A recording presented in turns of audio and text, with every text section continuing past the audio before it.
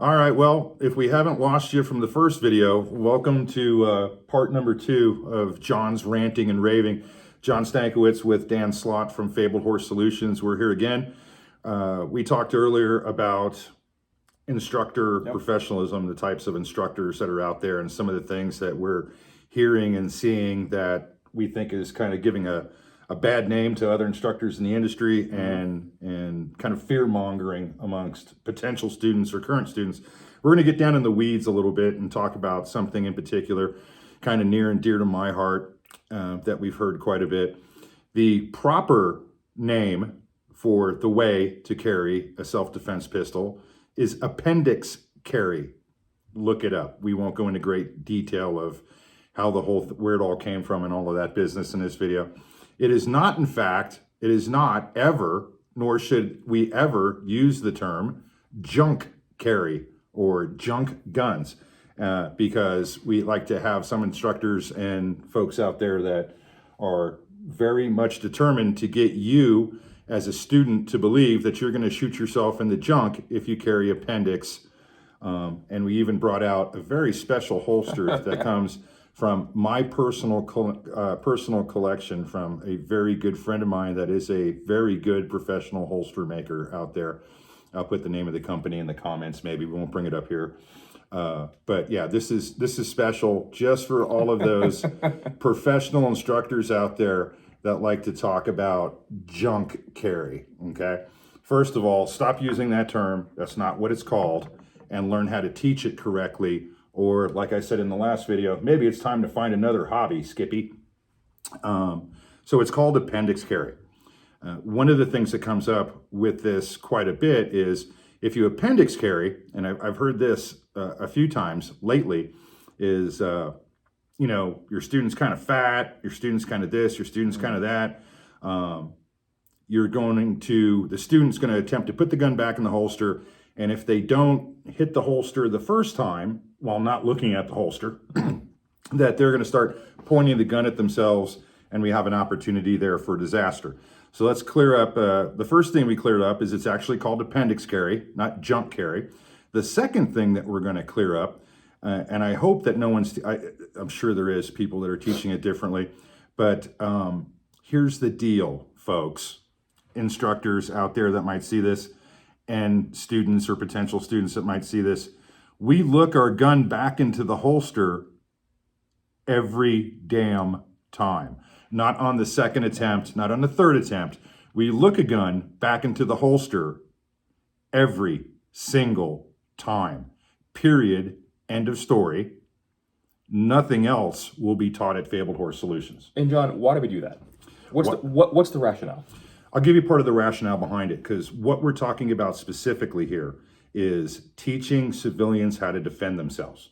And I'll give you the backstory, because I didn't always teach it that way because I wasn't allowed to teach it that way. Yep. When I was teaching in my career in law enforcement, when we did our annual quals or any other training class that we did, we were taught to, after the gun comes out, we get into our shooting, press. We need to do a few things. We need to get the gun back into the holster.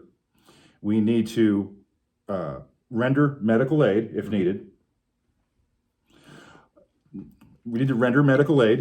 Yes. Right? And we need to subdue the subject in law enforcement. That would include putting on handcuffs or something like that if it's needed. So we were instructed to instruct that gun goes back into that holster. Now that gun and that holster and that belt is the proverbial basket weave Batman utility belt. Yes. It is about 3 to 4 inches off of your body. It's exposed. There's no concealment involved here. And getting that gun back into the holster, if we have to look it back in the holster, when we look back up again, the suspect is either not going to be there anymore because we didn't finish the job that we started, or they're going to be right here in your face. And that theory is reasonable, and that theory makes sense. Yet, in law enforcement, because I've seen it happen, like literally right next to me, we still had NDs going back in a holster because a finger was in the trigger guard. Yep. I worked in an area that you were constantly wearing a jacket. It was almost always cold at some point. and you're wearing a jacket and that gets involved in the holster, those cool little tabs on your jacket to unzip so that you can get to your gun, those wind up in a holster, and it makes sense. So what we decided to try to do was let's teach our cops how to actually do that, where we can actually look a gun back in a holster expeditiously. You know, I don't like using words like fast and quick. Expeditiously, where we are still safe with what's happening to this with this person, this situation we just had to deal with. And it's the only way to go. Looking a gun back into a holster is the most mandatory thing ever. You look at statistically, people do shoot themselves. 100%. Not on purpose. It is certainly negligent, but it's not on purpose. If you look at the statistics, let's take people that shoot themselves on purpose. Let's just say it, suicide, attempted suicide. Yep. Let's take them out of the equation because that's a whole different thing. When do we shoot ourselves with our self-defense handgun when we don't mean to? If you said reholstering, you'd be correct. There's a few ways. There's putting a hole in your support hand. There is. Okay. That's probably number 2 on the list. But what we found out statistically is that's probably about 15%. Probably about 15%. All right, 15%. 15%. There's a small percentage of people that have not been educated on how to clear a firearm before they try to take it apart to clean it. And we have the desk pop or whatever happens with that, right? Yeah. Right. The vast majority of people shooting themselves when they didn't intend to comes from reholstering. Not coming out of the holster, not presenting the gun. Statistically, we wind up shooting ourselves more reholstering than I think we do in gunfights, which is sad. And where is that coming from? That's coming from a lack of training or idiot instructors out there that are telling people, well, if you miss it the first time, you better look. Yeah, absolutely agreed. So, and I would like to add this as well. please do. When we reholster, whether you are carrying appendix, you are carrying at your hips, small of the back, thigh rig, it doesn't really matter where you carry this firearm. When you go to holster a firearm, you're going to point that gun at some appendage or part of your body, whether it's 3 or 9, whether it's 6 or 12. It doesn't matter. What matters is your training, your competence, and your safety, and your situational awareness above all else. Mm-hmm. It's inevitable that you are going to point a weapon at a part of your body. Right. Now, another thing that we've heard coming up lately is, okay, if you're going to carry appendix, I'm going to let you do that if the firearm has an exposed hammer. Say, for example, something with the decocker or Okay. a single action only, such as the 1911 platform where we have that manual safety that has to be engaged. Mm-hmm. But if you're running a striker fired pistol, then I want you to come to class. I want you to move it to someplace else on your body for my class, and then you do whatever the hell you want when you leave here. Now, can you? What do you think about that? What do you think about that idea? I don't think it makes sense. As a gunsmith, as someone who's gone through a 2.5, 3-year program, it really doesn't make any sense in terms of modern manufactured firearms. Yes, there are some outliers. I'm not going to make the SIG 320 joke because it's overused and it's stupid. It's unprofessional. Yes, modernly manufactured firearms are extensively safe. There are 2 firearms on this desk, a CZ P10F and a Glock 34, John. Mm-hmm. Both are exceptionally vetted, well-used firearms. There is no reason for these firearms to ever go off catastrophically without some human input into them. A modern manufactured firearm is probably one of the safest mechanical devices, I would argue, on this planet. Mm-hmm. Unless something catastrophically goes wrong with this firearm, or just like a computer or a car, the human being inputs information incorrectly into the firearm. There you go. That's exactly what it is. And generally, it's that one. Generally, it's that. I would say 99.9% of the time, it's human operation error. That's exactly what it is. So again, we get right back to that term we've been using quite a bit, fear-mongering with students. If you carry a striker-fired pistol and you carry an appendix, you're going to shoot yourself in the junk. And most importantly, this one I've heard lately. Actually, I don't care if you shoot yourself in the junk. I don't want to get sued and lose my instructor insurance. Then you should be instructing. Then you should not be teaching. No. You should not be teaching. That is something you're not going to run into when you're taking a class at Fabled Horse Solutions or at our nonprofit training facility where most of our beginner classes start. at Compass Training Center. That's where most of that starts, is that beginner training and setting that good base of safety. And part of safety isn't just telling a student, no, you can't use this, okay? Maybe part of safety is at the beginning of your shooting career, or looking at the person's maturity level and what their experience is. Maybe this isn't for you. Maybe this is not for you. Maybe this is not for you right now. Not yet. Let's start with something different. Maybe we're even starting with no holster at all, and we're starting right off the bench. That's exactly how at our training center. That's exactly how those beginner classes start out. Their holster doesn't need to be a factor.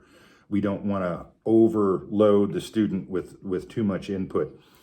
We take the time, you as an instructor, as a training academy, as a training center, whatever the hell you want to call it, private, nonprofit, whatever it is your job to take the time to start that student off at the pace they need to be at, okay? Having people remove guns, change holsters, we've done it because we've seen some exceptionally horrible holsters and guns come up to the range, and we try to give them suggestions on what to do. Now, to that point, yes, I would like to add, again, previous video I stated safety is the utmost important thing on any range complex, any drill. I don't care how you word this. Safety, safety, safety, safety. Mm-hmm. That is the only subjective little piece of information I'm going to interject. If you are unsafe, if the piece of equipment is unsafe, if the firearm is unsafe, I know I just said modern manufactured firearms, yada, yada, yada, cool. Safety, safety, safety. Is that fair, John? That's fair. Okay. That's fair. And that's what has to come first. And again, to reiterate, the job of safety is going to have differences in it depending on the student and what they're carrying. I absolutely have, in the decades I've been doing this, telling a student, I don't want you carrying the gun in that position, and here's why. But here's why. Can we spend some time with that one-on-one time with that student to get them up and running? Absolutely. In this carry position, or this particular type of firearm? You have been shooting a revolver, or you've been shooting a 1911 platform for decades. You walk in with a striker-fired pistol with no external safeties, nothing to manipulate on the gun. That's going to take some time to get that person used to it. Absolutely. So maybe we take a particular carry position or a particular holster out of the equation for a little bit with that student. Maybe they need to understand that this was a class where you should have been prepared for that. And I don't have the time to do this, but for your safety and mine and the safety of the other students, let's find another way to do this at a different time. Don't tell students to change a carry position for a class. Why would you do that? Why would it just dumbfounds me that you would do that. It dumbfounds me that you would. I agree. So what do you get when that happens? You get, it's kind of an overused term. You get a training scar. Well, it might be overused, but John, I would argue that it probably happens more often than we think it does in any industry, and it's sad. You're giving negative feedback to your student. You walk into a class and go, oh, if you have this kind of gun, then I'll let you use that holster. Otherwise, you got to put it here, and you do it. And here's the part that kills me. Then you put it back when you leave here. Why am I in your class? Yeah. Why am I here? I just paid you this money. I gave up this time, this energy. For nothing. Yeah. For nothing. So that you don't have to worry about getting sued. Do your job or find another hobby. So yeah, you've got a training scar, you got negative feedback, and you're destroying the confidence of your student. The biggest thing that you're doing as an instructor is you want to bring those students out there. You would like them, I don't know why this seems to be like such a remarkable statement, but someone looked at me the other day. I never thought of it that way. Regardless of what they take away from your class, if they are drinking from the fire hose and in your class they pick up like just dozens of things that they didn't know, that's awesome. Maybe they have some experience. Maybe they get a nugget or two from your class. Your goal should be for them to leave with something they didn't walk in with. And your goal should be also that they walk out with more confidence than they had when they walked in. Absolutely. And if you're doing anything to destroy that, you're doing it wrong. Absolutely. I think that was extremely well said. Yeah. So anyway, we'll put up links to some of Fabled Horse Solutions classes. We want you that might be out there watching this to know what you're walking into when you come to our training company, and maybe some of the videos and articles and write-ups that you've read in the past have scared you, intimidated you. Maybe they've given you a false sense of confidence.